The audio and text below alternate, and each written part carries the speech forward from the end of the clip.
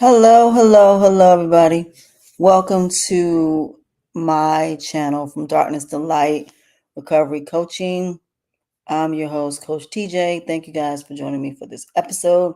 If you guys like the commentary and you want to hear more, hit the like, subscribe, and notification button to receive notifications of my videos.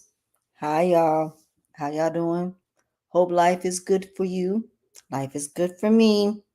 I wanted to come on here and have this conversation about finding your way to God's version of yourself. Now, I am a certified recovery life coach. It's all about helping people on their paths, their journeys, and their purpose to a new and better you through self discovery. This particular channel is all about helping people to recover from the darkness that is keeping them from their greatness, the negative people that's keeping them from being the best versions of themselves. The fact that you're trying to fit into a world that you don't fit into, and you never will fit into it. There are people out here that are trying to be a part of a society that they just will never ever fit into. No matter what you do, you'll never fit into it.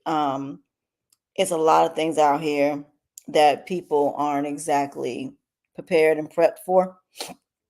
So I prepared this podcast for that purpose.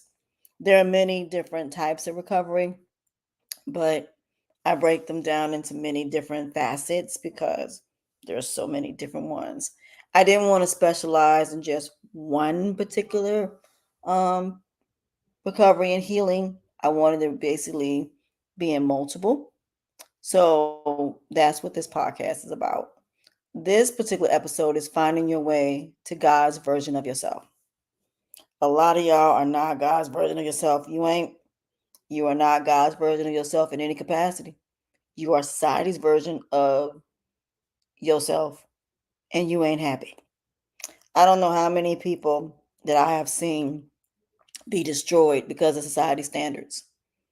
I have seen so many people that have tried to fit into this bubble that they don't fit into, and they end up getting destroyed.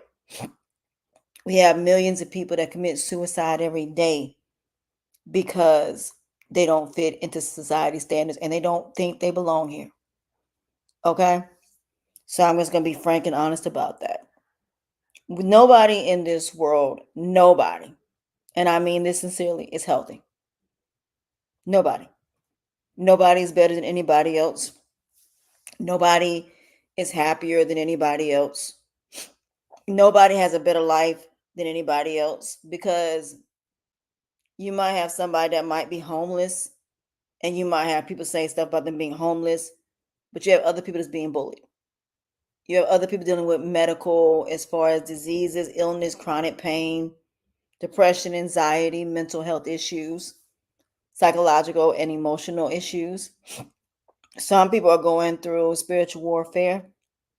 So at the end of the day, like I said, nobody in this world is better than anybody else.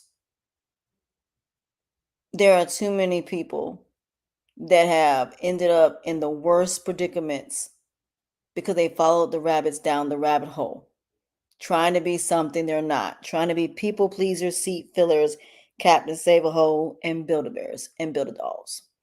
You have people that will do anything to be loved, liked, appreciated, valued, wanted, needed, to be a part of something, to be validated, to be approved of, to be accepted, for somebody to know your worth, to proving something to people.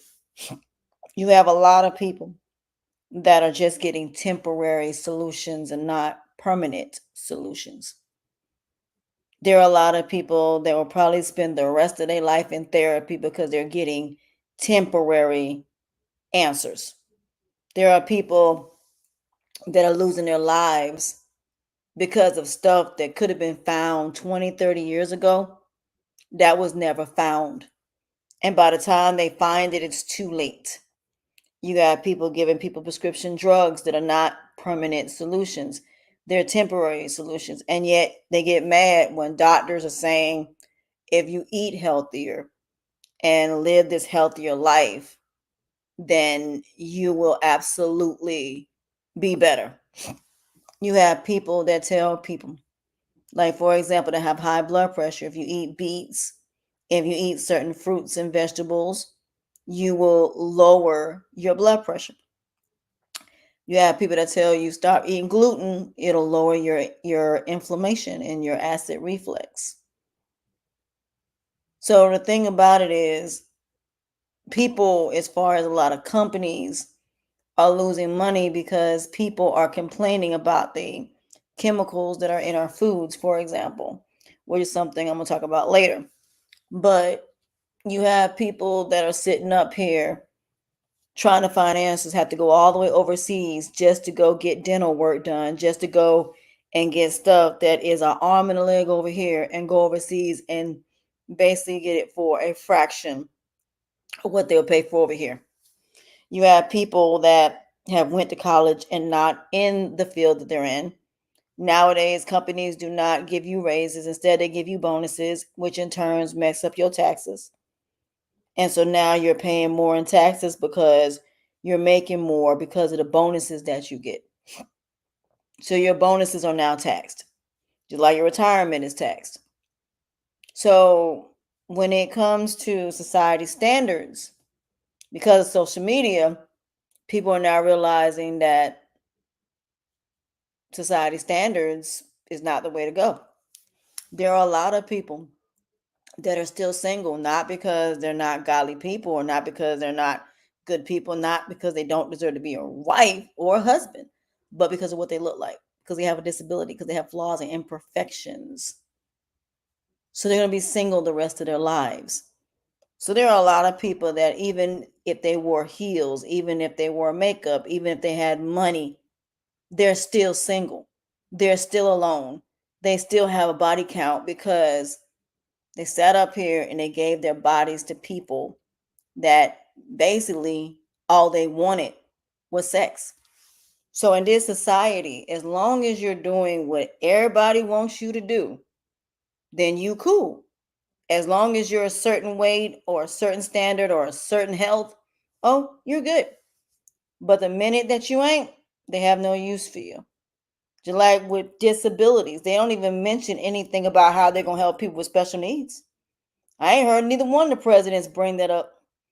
It's like special needs people don't even exist. No differently than people that are veterans. There are people that have tried to live the American dream and it just ain't worked for them at all and don't want to live it anymore at all. They don't even want to be a part of the American dream in any way, shape, form, or fashion. They want no parts of the American dream, period. You have people that are now basically becoming godly people, the godly people they should have been in the first place. A lot of people that are really pissed off because if they had known then what they know now, they would have never had sex. They would have never tried to go out here and be and do things that just wasn't within their character. You have people that have basically anxiety because of trauma that they've had to deal with. You got people that are dealing with medical issues that could have been simple fixes that ended up being permanent, and now they're losing their lives because of it.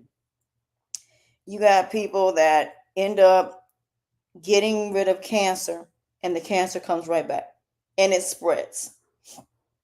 So at the end of the day, I've learned that it's not about a permanent fix of anything, it's about a temporary fix. So when I became a life coach, I was like, no, this is not about temporary fix, it's about a permanent fix. And what I mean by that is, when I talk about permanent fixes, I mean I accept things for what they are and I'm not trying to change them. That's what I mean by that. I'm not trying to date anybody that doesn't want to date me. I'm not going to argue with people that I don't have time to sit here and argue with. I'm not coming on here with fake hair, fake nails, none of that. I'm being real. Now, don't get me wrong, I do wear them, but that does not mean that before you see the best of me, you're going to see whatever they look like. Why is that? Because as someone that is recovered, you're going to see whatever they look like. Why? To see how many people will actually accept me. And then the ones accept me are the ones that will see the best version of me. But how in the world can I come on these cameras and say I'm a recovery life coach and you can't see my damage? You can't see what I've been through. You can't see what I've had to endure and how I've gotten through it. And the whole purpose of it is God put me in isolation. He put me in a hibernation and a cocoon stage. Now, a lot of y'all ain't ready for this conversation, but it needs to be had. In order to heal, you got to get away from everything and everybody, including the environment that caused you all the pain that you've dealt with. That's the first thing. Getting away from your environment, because your environment is what's causing the problem. Not only that, you got to get away from the people that are similar to the people that have harmed you already. So you need to be around a different version of people. So what that means is you got to change. You got to go in a different environment, in a different place, to where you're going to be able to be the best version of yourself. And sometimes where you at is not going to be that place. I hate to say it, but it's not going to be, unfortunately. So when you're someone that is, for example, trying to make more, so I'll use me for example. I used to live in North Carolina. Now I live somewhere else. And I'm doing better here than I am there, but I just can't drive. So if I had family here, this would be a whole lot easier, but I'm by myself. Okay. Now, don't get me wrong, I love where I'm at, but I'm by myself. And right now I'm going through medical issues that I didn't think was going to happen when I got here, but it did. So, what I'm saying to people is sometimes it is your environment and the people in your environment that's going to keep on having you go through the same thing repetitively. Because if you're in a place where there's no opportunities and there's no room to grow, mature, evolve, and elevate, then you're going to be stuck. And even though your family may say, you sure you want to move? You're moving by yourself. You ain't have no family, no nobody. Sometimes you need to do that. I wish I would have done this when I was younger, but I didn't. So when it comes to finding God's version of you, it means the version of you that when you were a kid and you said, when I grow up, I want to be this, is the version of yourself you're going right back to. You're going right back to that kid that said, when I grow up, I want to be this. You're going to be that person you were before everybody convinced you to make friends and be in relationships. You're going to be that person that whatever your standards were are the standards you have now. So, for example, if you were someone that when you're 16, you said you weren't having sex till marriage, you're going to stick to that. If you're someone that's saying that I'm not going to sit up here and argue with people and I'm not dealing with this nonsense that I really don't want to have to deal with, then guess what? You don't have to deal with it if you don't want to deal with it. You don't have to deal with anything that you choose not to deal with.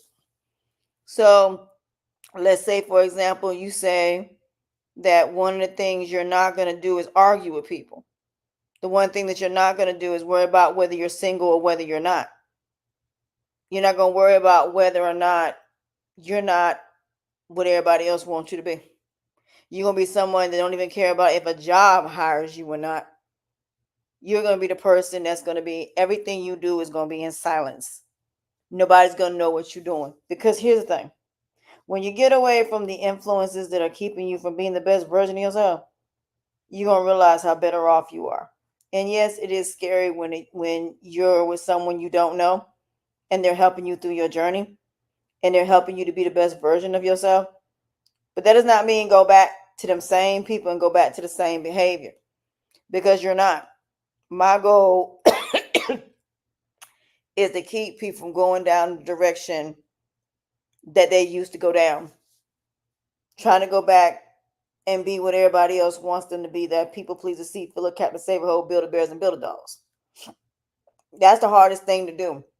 When you want to be loved, liked, appreciated, valued, wanted, needed to be a part of something, to be validated, to be approved of, those things.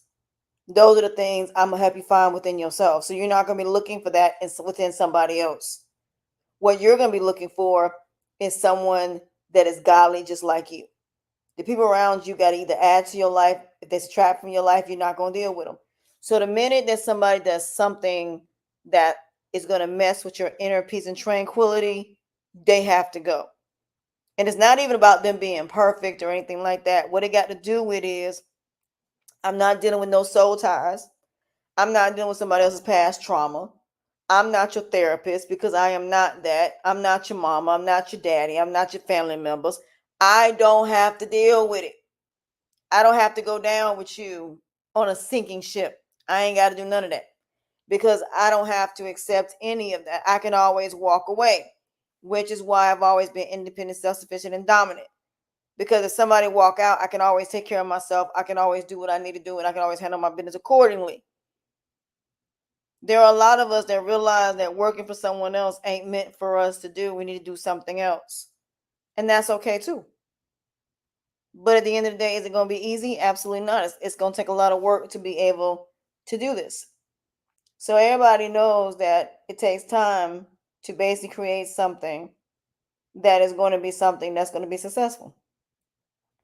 But at the end of the day, God is the forefront of everything that you do. So when you're thinking about something or making some type of decision, you ask yourself, "Will God want you to do this? Will Jesus want you to do this?" And whatever your religion or spirituality is, and if you know it's no, then you know it ain't something that you need to do. So it's just like the story of Job, when Job was stripped of everything to show his loyalty to God, and no matter what the devil put him through, Job still overcame it. Why? Because his faith in God would never falter. But guess what? It's the same as his title, finding your way to God's version of yourself. So if you were to lose everything, how would you handle it? Would you get upset and try to do something illegal or do something negative? Or would you just sit still and just sit still, don't worry about none of it, and know it's going to be okay because God got you? Well, guess what? Job, no matter what the devil did not falter in any way as far as his faith in God. And not only that, he even stripped down naked and said, "God, I come to you naked. I come to you in the original form, asking you, no matter what I go through, I'm gonna be worthy and worshiping you. My faith is not gonna waver because of this particular circumstance." So today I'm gonna actually show two versions of the story of Job being broken down in two different ways, because I feel like that's something that needs to be done. That if we're going to look at these Bible stories, there's many different ways to look at it. So there's two versions of it I want to show y'all as far as the story of Job, and I'm going to show them in both perspectives, both sides of the situation. I'm just trying to find a second. Where's the second? Okay, here it is. Okay, give me. So I'm gonna go ahead and get started, and then I'll be right back because my sister's calling me and I'm gonna answer the phone. So give me 1 second while I share my screen. Uh,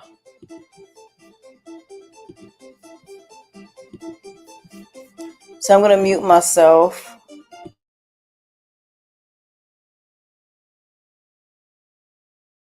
So I'm gonna mute myself, and then we're gonna get started. I'm gonna call my sister back, and then go from there.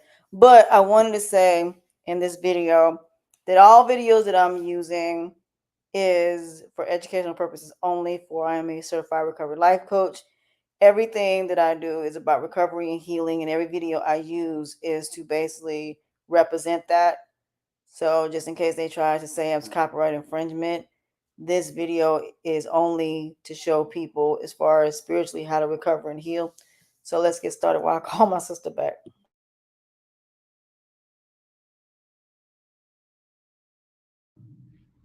There are three books in the Bible known as the wisdom literature: Proverbs, Ecclesiastes, and Job.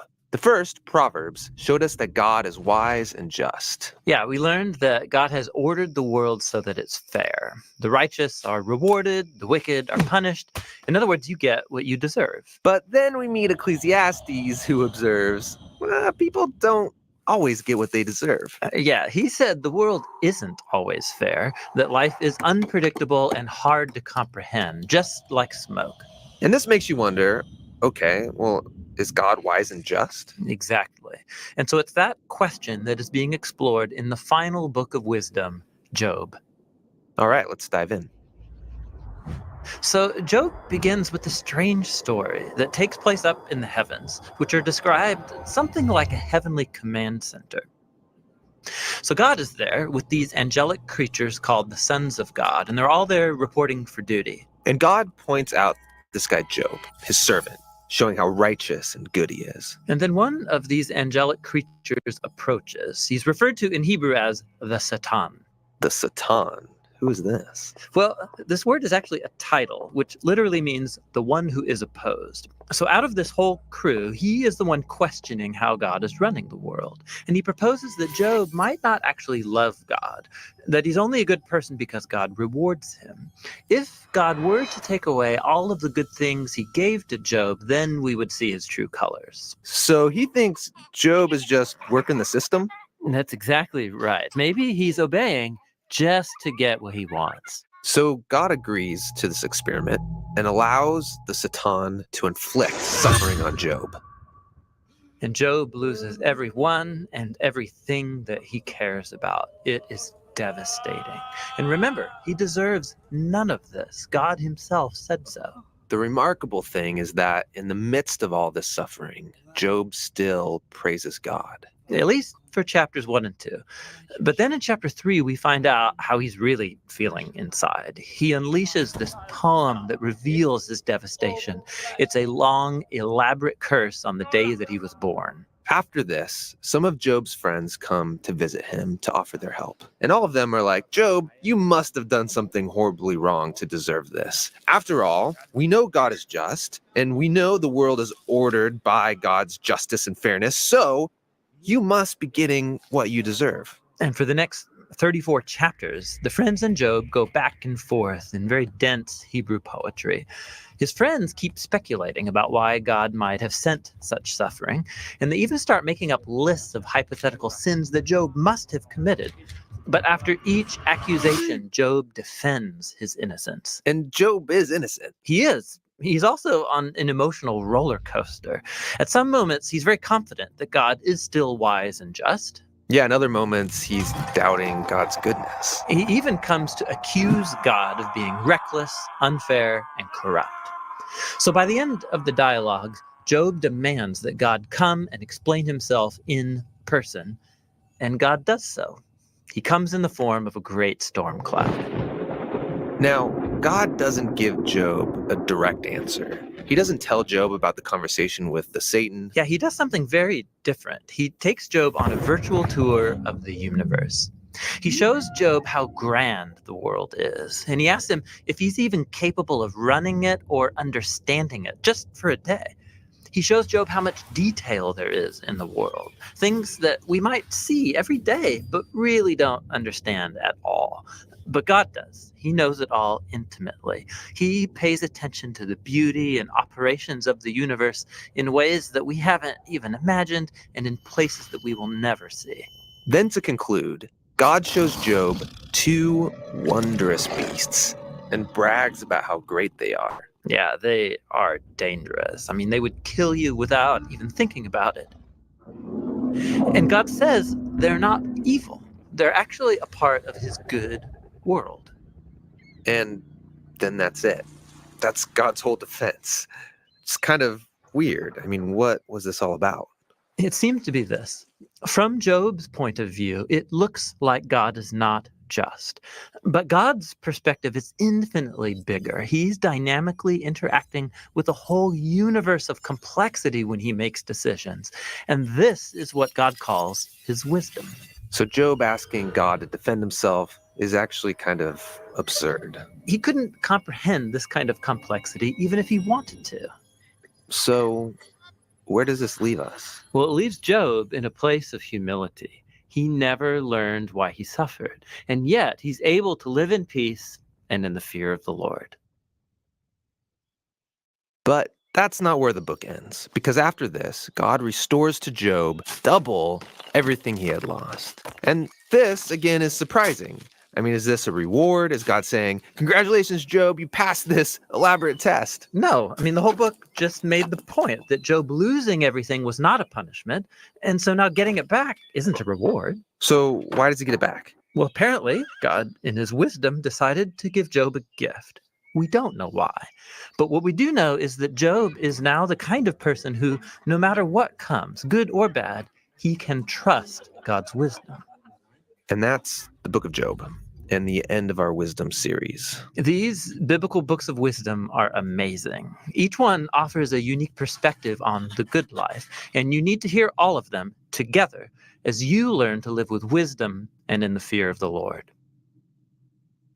Hey, you guys, thank you for watching this video from the Bible Project. You can find a lot more videos just like this one on our YouTube channel, The Bible Project, or at our website, jointhebibleproject.com.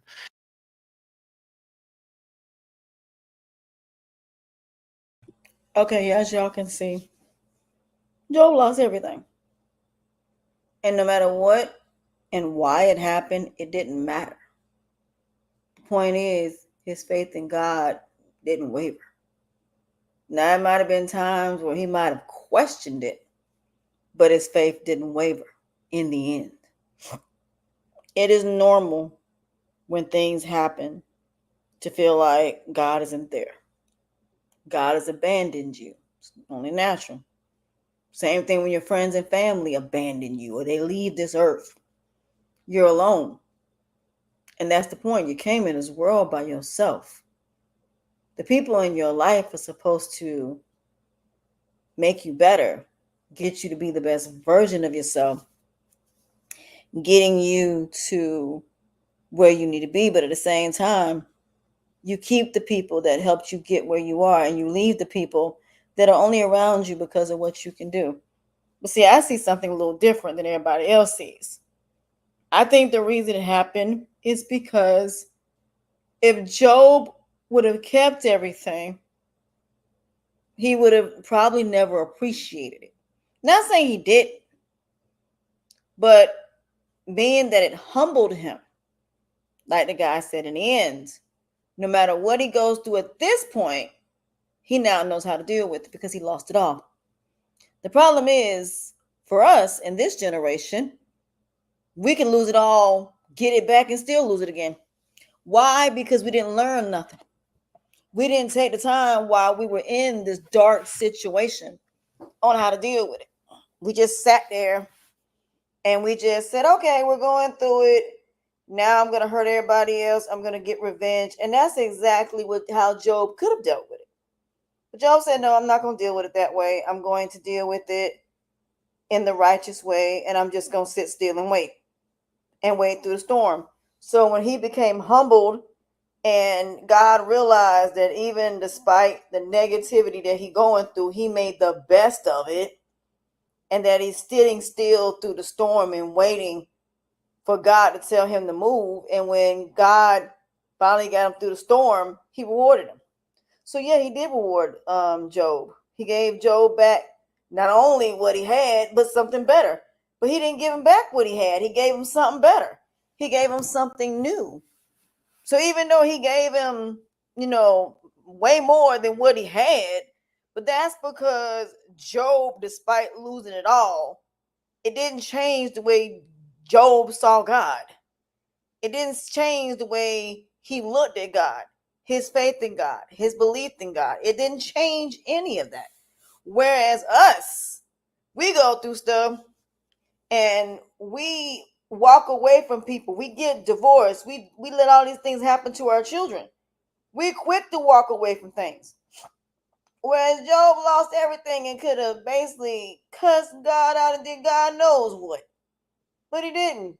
Why? Because he knew he did nothing wrong. And he probably figured, okay, this might actually be a test from God to see if I lose it all, is it really going to matter? Is it really going to matter if I lose everything? No. Because at the end of the day, my faith in God is not going to waver because I lost it all.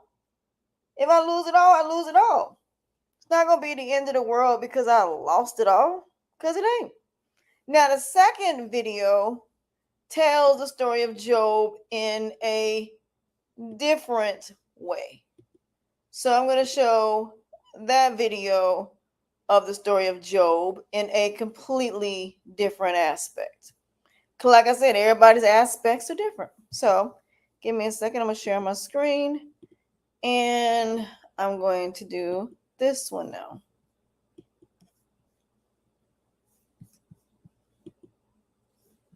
And I want to mute myself so it won't echo. So give me a second.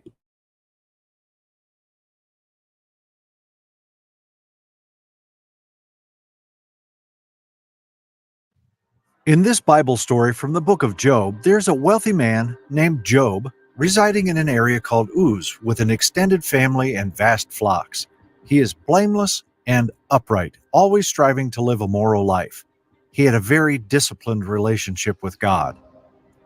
In the land of Uz, there lived a man whose name was Job. This man was blameless and upright. He feared God and shunned evil. He had 7 sons and 3 daughters, and he owned 7,000 sheep, 3,000 camels, 500 yoke of oxen, and 500 donkeys, and had a large number of servants. He was the greatest man among all the peoples of the East. His sons used to hold feasts in their homes on their birthdays, and they would invite their 3 sisters to eat and drink with them. When a period of feasting had run its course, Job would make arrangements for them to be purified. Early in the morning, he would sacrifice a burnt offering for each of them, thinking, "Perhaps my children have sinned and cursed God in their hearts." This was Job's regular custom. Job chapter 1, verses 1 through 5. God extols Job's virtues to Satan, but Satan counters that Job is only righteous because God has lavished him with favor. One day the angels came to present themselves before the Lord, and Satan also came with them. The Lord said to Satan, "Where have you come from?" Satan answered the Lord, "From roaming throughout the earth, going back and forth on it." Then the Lord said to Satan, "Have you considered my servant Job? There is no one on earth like him. He is blameless and upright, a man who fears God and shuns evil." "Does Job fear God for nothing?" Satan replied. "Have you not put a hedge around him and his household and everything he has? You have blessed the work of his hands so that his flocks and herds are spread throughout the land." Job chapter 1, verses 6 through 10. What happens when neuropathy takes over and your feet start to feel numb, tingly, or burn? Satan dares God that, if given the approval to inflict suffering, Job will change and curse God. God allows Satan to torment Job in order to test this bold claim, yet he stops Satan from taking Job's life. "But now stretch out your hand and strike everything he has, and he will surely curse you to your face," the Lord said to Satan. "Very well then, everything he has is in your power, but on the man himself do not lay a finger." Then Satan went out from the presence of the Lord. Job chapter 1, verses 11 and 12. Job receives 4 reports in one day, each notifying him that his sheep, servants, and 10 children have all died as a result of thieving invaders or natural disasters. One day, when Job's sons and daughters were feasting and drinking wine at the oldest brother's house, a messenger came to Job and said, "The oxen were plowing and the donkeys were grazing nearby, and the Sabaeans attacked and made off with them. They put the servants to the sword, and I am the only one who has escaped to tell you." While he was still speaking, another messenger came and said, "The fire of God fell from the heavens and burned up the sheep and the servants, and I am the only one who has escaped to tell you." While he was still speaking, another messenger came and said, "The Chaldeans have formed 3 raiding parties and swept down on your camels and made off with them. They put the servants to the sword, and I am the only one who has escaped to tell you." While he was still speaking, yet another messenger came and said, "Your sons and daughters were feasting and drinking wine at the oldest brother's house, when suddenly a mighty wind swept in from the desert and struck the 4 corners of the house. It collapsed on them, and they are dead, and I am the only one who has escaped to tell you." Job chapter 1, verses 13 through 19. In his grief, Job tears his garments and shaves his head, but he still praises God in his prayers. At this, Job got up and tore his robe and shaved his head. Then he fell to the ground in worship and said, "Naked I came from my mother's womb, and naked I will depart. The Lord gave, and the Lord has taken away. May the name of the Lord be praised." In all this, Job did not sin by charging God with wrongdoing. Job chapter 1, verses 20 through 22. Satan arrives in heaven again, and God allows him another opportunity to test Job. Job is suffering from horrible skin rashes this time. Job's wife tries to persuade him to denounce God and give up and die, but he resists and tries to bear his sufferings. 2 plots are expertly intertwined, a heavenly plot and an earthly one. The occurrences on earth are the result of something that has already occurred in heaven, just as there is war on earth immediately following a conflict in heaven in the book of Revelation.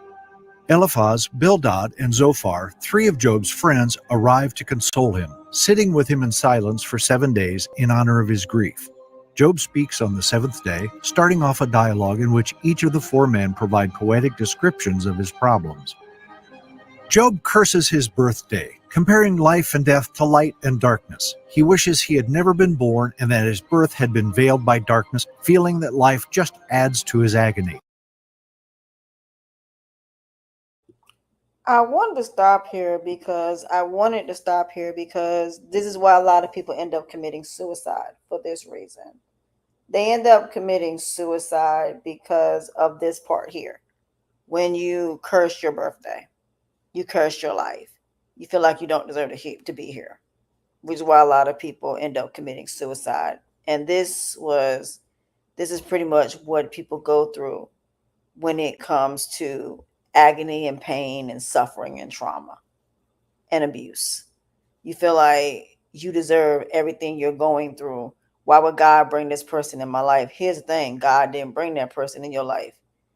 This person found you. You chose to bring them into your world, and that's how that happened. But that does not mean that God sent that person into your life just because they walked up to you.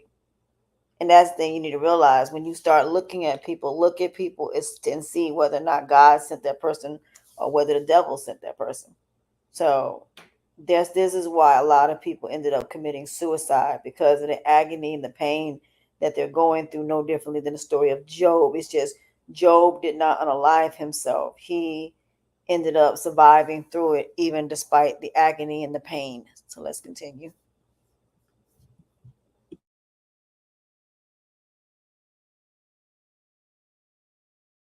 Eliphaz responds that Job, who has previously consoled others, now admits that he was never aware of their suffering. Eliphaz concludes that Job's pain must be due to some sin Job has acted, and he recommends Job to seek God's favor. Bildad and Zophar agree that Job must have performed evil to provoke God's justice and argue that he should attempt to manifest more innocent behavior. Bildad supposes that Job's children brought their deaths upon themselves. Worse, Zophar implies that whatever mistake Job has committed has earned him far greater pain than he has received. Job reacts to each of these remarks, becoming so angry that he calls his sympathizers worthless physicians who paint their help with lies. Job chapter 13, verses 1 through 4. My ears have heard and understood it. What you know, I also know. I am not inferior to you, but I desire to speak to the Almighty and to argue my case with God. You, however, smear me with lies. You are worthless physicians, all of you. He wonders why God evaluates people based on their actions when God can easily amend or pardon their actions. Job is perplexed as to how a human being may fully satisfy God's justice, given that God's ways are mysterious and beyond human comprehension. Furthermore, humans cannot possibly convince God with their words. God is not fooled, and Job admits that he doesn't even know himself well enough to defend his case before God. Job yearns for someone who can mediate between him and God, lest he be condemned to Sheol, the underworld. Job believes that in heaven there is a witness or redeemer who will attest to his integrity. Job chapter 19, verse 25. I know that my Redeemer lives, and that in the end he will stand on the earth. Job chapter 16, verse 19. Even now my witness is in heaven, my advocate is on high. The suffering shows too much for Job, and he turns bitter, anxious, and scared. He deplores the injustice that God lets evil people thrive while he and many other honest people suffer. Job wants to face God and protest, but cannot physically find God. He thinks that wisdom is hidden from mankind, but he resolves to pursue it by fearing God and avoiding evil. Eventually, God steps in. The Divine Dialogue. Round 1. The Creator. During his speeches, 36 times Job asked God to speak with him. He has now received his wish. Both times when God speaks to Job, it occurs in the midst of a storm. Well, my dad was a big wine lover, so there was always wine in my house. For me, it was something that was... There is such humor in the way that God addresses him. Job is reminded by God that he is the creator of everything. He runs through his awesome activity of creating and sustaining the world, asking Job whether he could match this work. He finishes by asking whether Job is in a position to judge, telling him that it is impertinent for Job to believe that God should explain himself to him. Job is made to feel very small. Eventually, Job replies, "I am unworthy. How can I reply to you? I put my hand over my mouth. I spoke once, but I have no answer. Twice, but I will say no more." Round 2, Creatures. In the second round, God doesn't talk about himself as creator, but about 2 of his creatures. The discourse is full of humor once more. He asked Job for his thoughts on the hippopotamus, the behemoth, and the crocodile, Leviathan, as though these amazing beasts hold the answers to life's big issues. Job is being reminded that he can't understand God. He can't understand the animal world, never mind the moral world. So God's main point is, why are you attempting to dispute with me? Job responds that God is all-knowing and that no plan of his can be foiled. He now realizes that his questioning of God was totally inappropriate, and he despises himself and repents in dust and ashes. Although the encounter with God is humiliating for Job, the heart of his problem is dealt with, for he is back in touch with God again. The dialogue provides a magnificent, if unexpected, climax to the book. The epilogue. The text shifts from poetry to prose as Job accepts that he should not blame God for his dealings with him. Job's children, 7 sons and 3 daughters, property and camels and sheep flocks are returned to him by God, and he becomes far wealthier and happier than he was before. As God's servant, he is vindicated. Job's 3 friends, on the other hand, are severely chastised by God. He says they have not spoken accurately about Job, which tells us that we shouldn't quote their speeches as if they were truth. The remarkable thing about God's 2 rounds with Job is that he still doesn't answer Job's inquiries, and he doesn't tell Job about his wager with Satan. Job didn't need to know what was going on in heaven because God had his reasons for permitting him to suffer. We must bear in mind one acute difference between a Jewish understanding of this book and a Christian one. The Jew of the Old Testament times was unable to see the problems of temporal life in the light of eternity. He felt that the justice of God must be seen in this life, since both good and bad people went to the same destination, Sheol, the place of shadowy existence where departed spirits slept. Christians, on the other hand, have a completely different viewpoint on current suffering. They view the greater vision of heaven in light of Christ's work. Suffering in this world pales in comparison to the life that awaits us in heaven. As a result, there are only hints of life after death throughout the book of Job. Job declares at one point that he will meet God after he dies, but this is not a recurring topic in the book, and he has no idea how this will happen. The book of Job has 2 plots. The divine plot.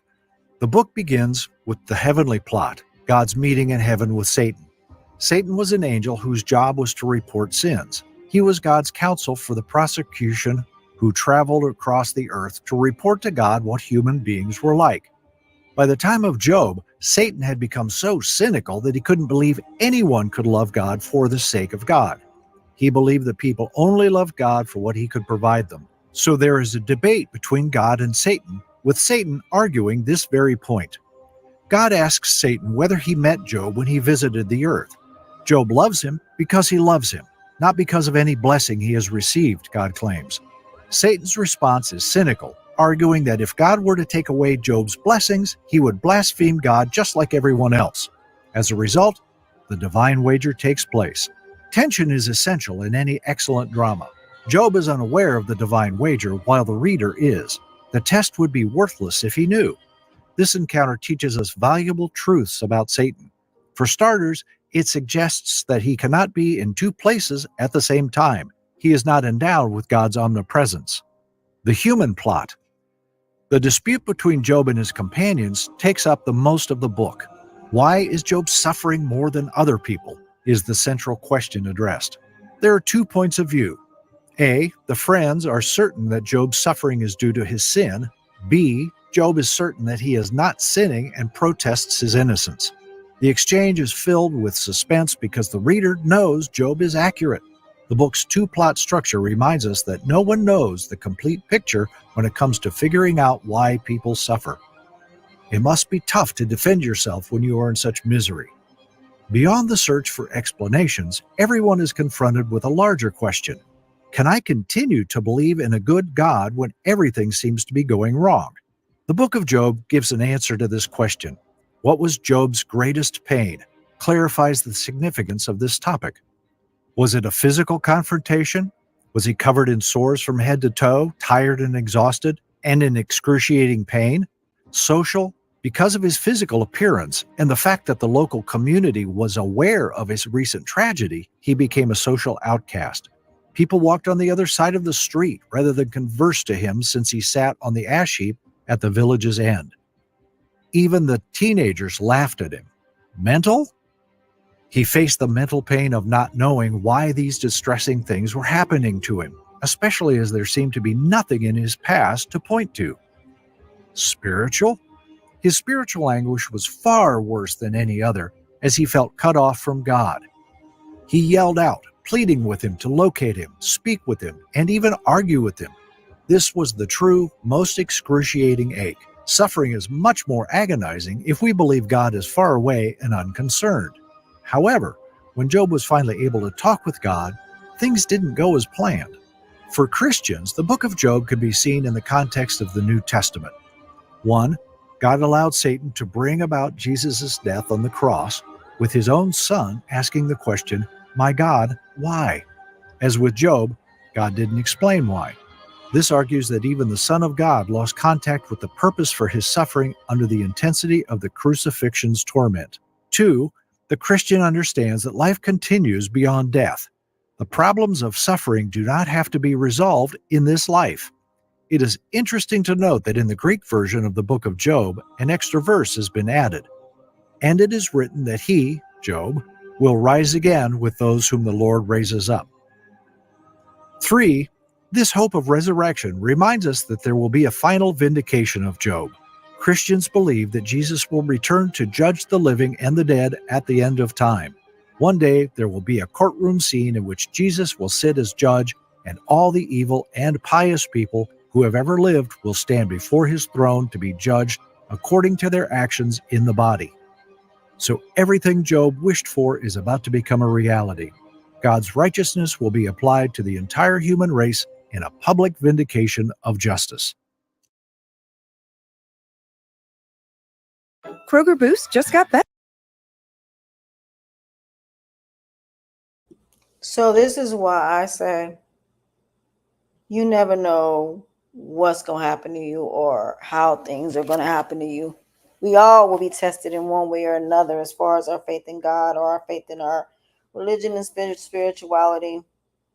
But I learned now through my own that if something's not meant for me or I'm rejected, I'm not even going to try to fight for it. It ain't worth fighting for. Everybody wants you to fight for something. Everybody wants you to take care of everybody else and do for everybody else, but putting yourself last, and that's just not something that, in all honesty, that I am, in all honesty, going to do. My thing is, if I'm not wanted, I'm okay with that and just move forward on to something else, because God will find whatever is meant for me. It just means that whatever that is and whoever that is ain't meant for me, and that's it.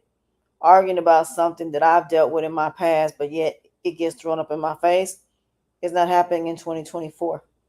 I don't care what you put out there about me. I'm not going to even respond to it or even address it. Why? Because if it's something I've already dealt with, why do I need to address it for? So when you find your way to God's version of yourself, the things you used to do in the secular world, you ain't doing no more. You just ain't, because you don't feel there's a reason for doing it. You don't even feel that it's a purpose of doing it. If anything, it's a very huge weight off your shoulder. But that doesn't mean you're not going to go through negativity. Doesn't mean that people are not going to attack you. Doesn't mean that people ain't going to sit there and treat you any kind of way. Because trust me, they will. But you'll be strong enough to deal with it, because now you'll be able to handle anything that come your way, because you're going to be strong enough to deal with it. Whether it be cancer, whether it be medical issues, diseases, regardless of what it is, you're going to be strong enough to handle it at the end of the day. So all you can do is just pray, and all you can do is just keep your faith despite what you're dealing with. So I just want to come on here and just have this, conversation and just talk about it. So I really want to thank y'all for joining me for this episode. But yeah, getting away from society standards has been the best thing that's ever happened to me. And when I tell you that letting go of the past and moving forward and not worrying about what was, but worrying about what is and what will be, not worrying about what I don't have, not basing wanting to be loved, liked, appreciated, valued, wanted, needed into other people, I'm telling you, it's the best feeling in the world. Getting away from society standards is the best thing that I could have done for my life personally. So I'm definitely in a very happy space. So I hope you guys learned something from this episode. And with that being said, I will talk to y'all next time. Bye. Don't forget to hit the like, subscribe, and notification button to receive notification of my videos. And we'll talk later. Bye.